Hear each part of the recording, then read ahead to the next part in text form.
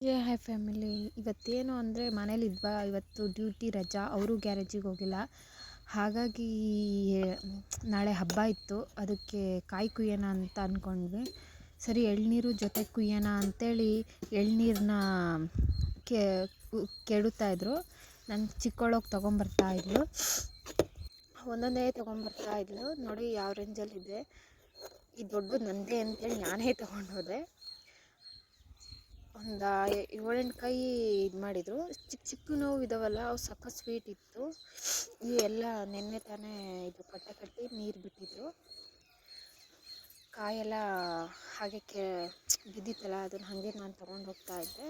ಅವರು ಆ ಕಡೆ ನಮ್ಮ ಮನೆಯವರು ನಾಳೆ ಹಬ್ಬ ಇತ್ತು, ಇದು ಕೆರೆ ಚೌಡಮ್ಮನ ಹಬ್ಬ. ಹಬ್ಬಕ್ಕೆ ದೇವಸ್ಥಾನಕ್ಕೆ ಹೋಗೋಕ್ಕೆ ಕಾಯಿಗಳು ಬೇಕಲ್ಲ, ಹಾಗಾಗಿ ಕಾಯಿಗಳ್ನ ಕೆಡುತ್ತಾಯಿದ್ರು.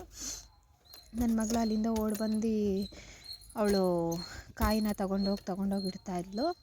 ಇದು ಹೊಸ್ದಾಗಿ ಒಂದು ನಾಯಿ ಮರಿ ಇಟ್ಕೊಂಬಂದಿದ್ವಿ.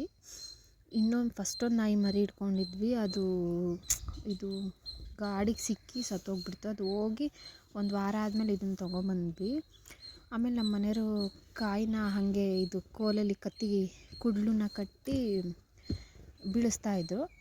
ಕೆಲವೊಂದು ನೀರು ಆಡ್ತಾ ಇರಲಿಲ್ಲ, ಎಲ್ಲ ಕೊಬ್ಬರಿ ಆಗಿದ್ವು. ನೀರು ಆಡೋದನ್ನೆಲ್ಲ ತಗೊಂಡು ನನ್ನ ಮಗಳು ಕಲೆಕ್ಟ್ ಮಾಡಿ ತೊಗೊಂಡೋಗಿ ಇಡ್ತಾ ಇದ್ದಾಳೆ.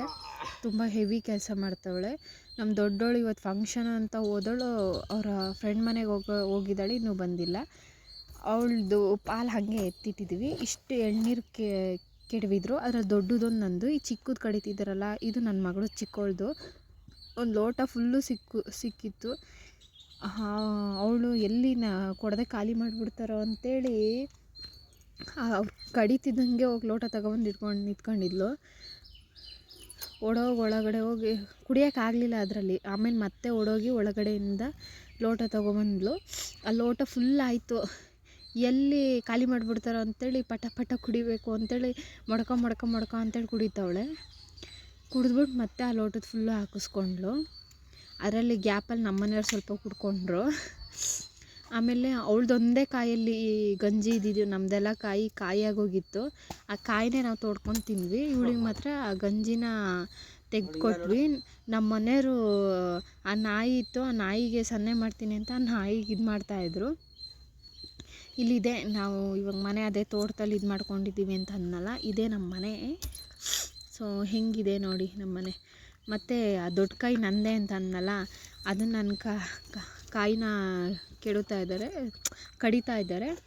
ಆಮೇಲೆ ಈ ಕಾಯಿನ ನಾನು ತಗೊಂಡು ಅದು ಫುಲ್ಲಿತ್ತು, ಹೊಟ್ಟೆ ಫುಲ್ಲು ಆಯಿತು ನೋಡ್ರಿ ಕುಡ್ದಿದ್ದು. ಯಾರಿಗೆಲ್ಲ ಎಳ್ನೀರು ಇಷ್ಟ